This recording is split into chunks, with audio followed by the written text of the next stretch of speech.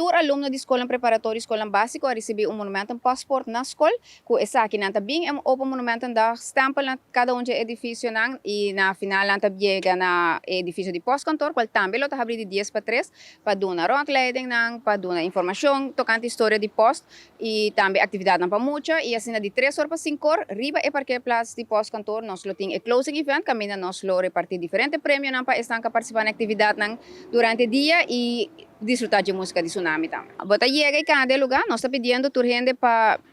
registrar na Westrat, ou começar na Westrat, para borrar o folheto de informação, para borrar o foto bingo, que você participar com ele, e já que nada, bom mês por visitar o monumento na sequência, que você desejar, lo tem voluntário na monumento na abrir, cada um tem diferente atividade, por exemplo, o museu tem spurtok, tem atividade na pamucho, um festival de sopi, tem a família na mês de família e curilo tá dando informação, você visitar diferente monumento na que o museu está consiste de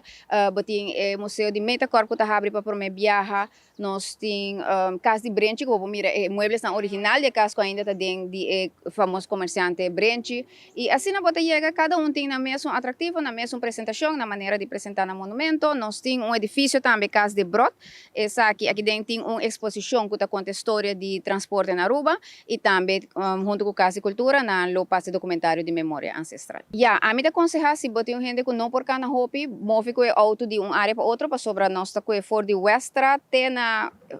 Wilhelmina Straat banda de casa de Brenchi dus eta distância toch basta largo dus bobo move com auto nós tem water post na ostra dus nós tá pedindo gente bingo bo bota de água bo por nele corre riba e sunblock e bicicletas com sapato confortável vou por cá dia 10 horas tem abertura oficial na Westra, de 10 horas para 3 horas. Todo edifício suporta na abrir, 3 horas na lota será e tu rende também na parquear plaza e pós, camina nós desfrutar de música de tsunami e saca e prêmio na de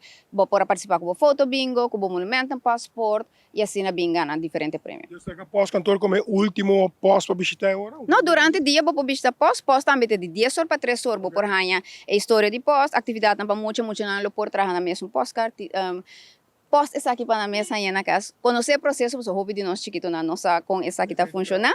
Então, esse é por bem experiência também entre 10 horas com 3 horas e desfrutar do ambiente aqui na. Tem mapa de ruta de atividade? Sim, nós temos folheto de informação. Camina na lo por ranha e dia aqui na Westrat e tem alguns diferentes edifícios também para se começar num outro edifício.